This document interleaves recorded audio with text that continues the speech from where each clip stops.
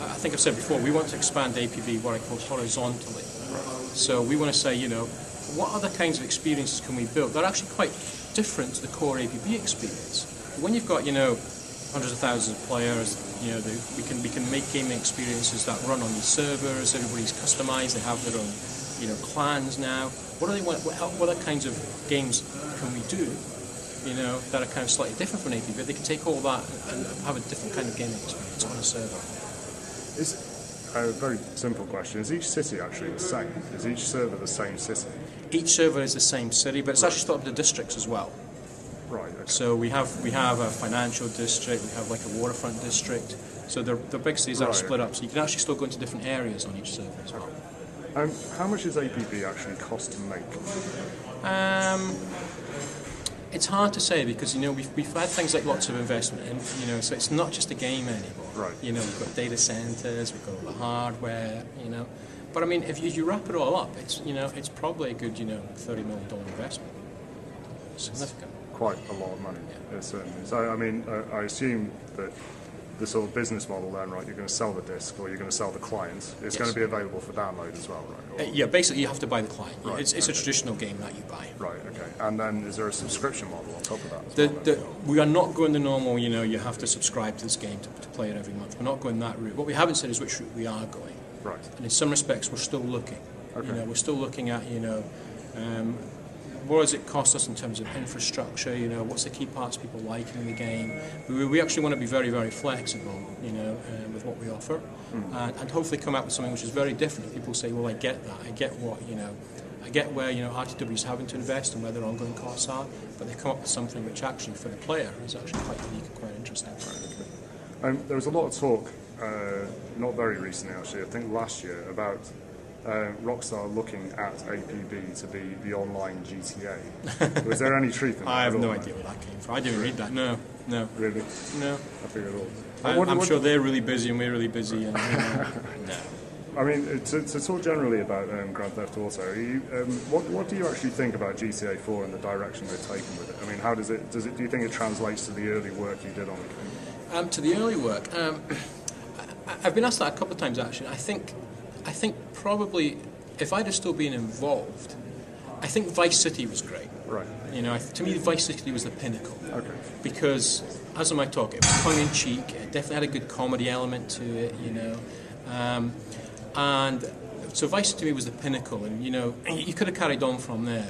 San Andreas kind of made it, very kind of dark, very storyline-driven, etc. So I probably think for me that's where it kind of diverged. Okay. It's still a great game, don't get me wrong, but, for me, no, I probably would have continued on the Vice City kind of straight. Right. I would have always looked for that, the comedy element, the humorous element, right. As you did with APB, essentially, right? Yeah, exactly. Yeah. Even Crackdown in some respects was, it was very light-hearted. And to me, Crackdown was more like GTA 1. It was more about, I'm not big on story. We stripped a lot of story out. It purely was about, just making it fast, frantic, crazy, kind of very, very high-paced. And that's what Crackdown was really in some respects. To me, Crackdown was more like a GTA 1, right. in kind of next generation. It's interesting that you say Vice City was your pinnacle for GTA, because obviously a huge part of Vice City was the music. Yes. It was a massive, massive part of it. And that was something that you talked about, for the first time this morning. I mean, how important do you think to the overall APB experience is that music customization stuff? Well, I think it's huge because one of the pillars of the game, like I said, is is customization and celebrity. And if people truly want to portray, their image, what they want to be in the world, then of course music is a huge part of some of these. What defines them. Right. So clothing, vehicles, even the music. So we really wanted to push that. And we could have done what we did in GTA 1. We actually composed all the music. It was a huge undertaking, I have to say. We probably bit off more than we can chew, but we delivered, and people loved it. It was a great soundtrack. So I'm not at the stage yet where I think players can, potentially create music to that level within APB. We're sowing the ground seeds, I have to say, with some of the tools and technologies we're giving them. But we thought, well, we start off with at least letting them, look at their own music collections and how do we transmit, the style of music, to other players that they want to transmit. Another thing that's really come over in the entire sort of PR campaign for APB is the tattoo thing. It's been a huge part of it, you know, really from the beginning, from the first concept art. You know, why? I mean, why? I think it just takes customization to a new level. Right. So it's kind of hard just with face and clothing, because if you're always picking from, you know, the same range of clothing, which every game has done up until now, there's lots of combinations, but at the end of the day, you will potentially see somebody, even if they dress, not the face, but they dress kind of like you. Of course, now you have that, you know, and that as you see in the symbol system, you can create, you know, some amazingly detailed and varied artwork.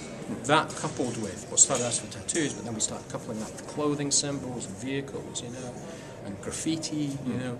Then I think it just took it to the new level. It was like, right, I can create completely custom, unique artwork now, you know, to high quality.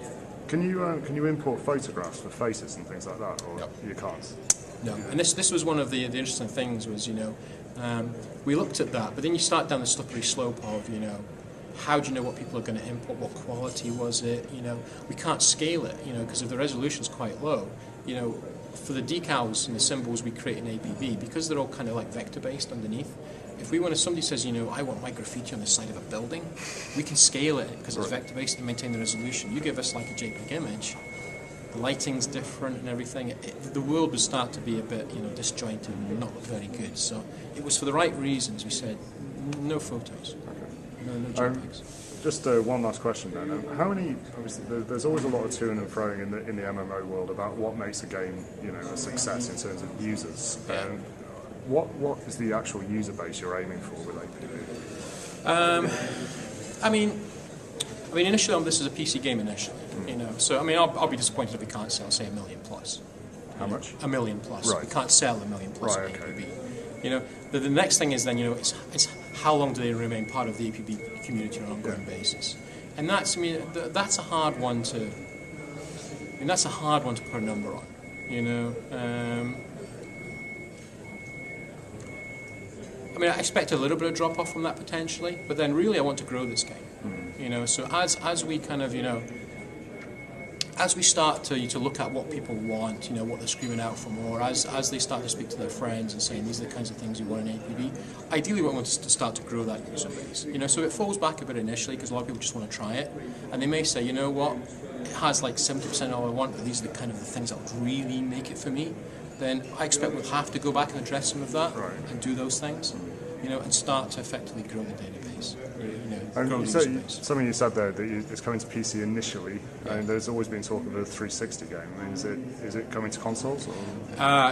No, nothing definite just yet. We bought the rights back, remember, from WebZen, which was a publisher in the early days, and you know, and they had said, you know, they were going to do a 360 version. When we bought it back, we said, you know, we're going to focus on the PC. There's a lot of new technology in this. We've got to get the service up, get all that done, and you know, we're having talks about, you know, if we want to take it onto console, you know, who's it with, how do we do it, you know, how does the game differ, etc. Because it has to be carefully considered. In some respects, it's better to do that once we really understand, you know, exactly what we have on PC close to completion. So,